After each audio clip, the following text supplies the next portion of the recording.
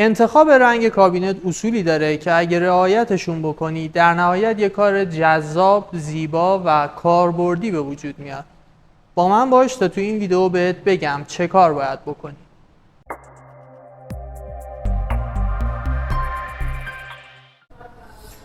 ریسک کردن تو انتخاب رنگ کابینت.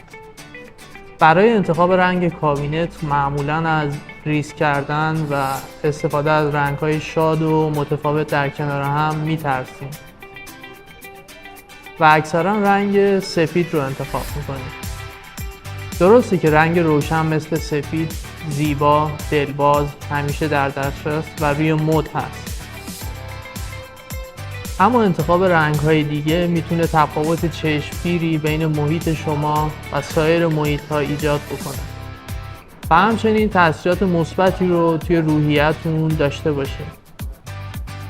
اندازه فضامون چه نقشی داره تو انتخاب رنگ مناسب؟ انتخاب رنگ‌های روشن برای فضاهای کوچیک مناسبن، چون ظاهری مطلوب و ملایم و به دور از شلوغی به فضا میدن. میتونید برای فضاهای کوچک و کم نور از رنگ‌های روشن و گرم یا تلفیقی از رنگ‌های گرم و سرد که رنگ گرم اون غالب‌تر باشه استفاده بکنید. رنگ روشن کلاً باعث انعکاس نور و بزرگتر دیده شدن فضای آشپزخونه و دلبازتر جلوه دادن اون میشه. اما اگه فضای آشپزخونه‌تون بزرگ و جادار هست، دست شما هم برای انتخاب هر رنگی باز هستش. میرسیم به اصول انتخاب رنگ توی آشپزخونه.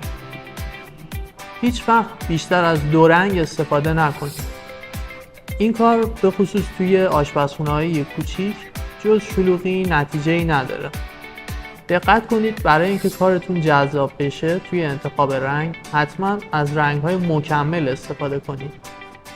تون‌های بیرنگ مثل کرم، بژ، خاکی و دیگر رنگ‌های زمینی برای استفاده توی آشپزخونه خیلی مناسبن.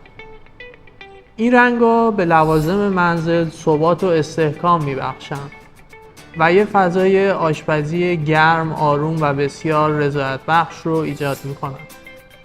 این رنگ‌ها خیلی خوب با رنگ‌های دیگه ست میشن و فضای گرم و آرومی رو مهیا می‌کنن.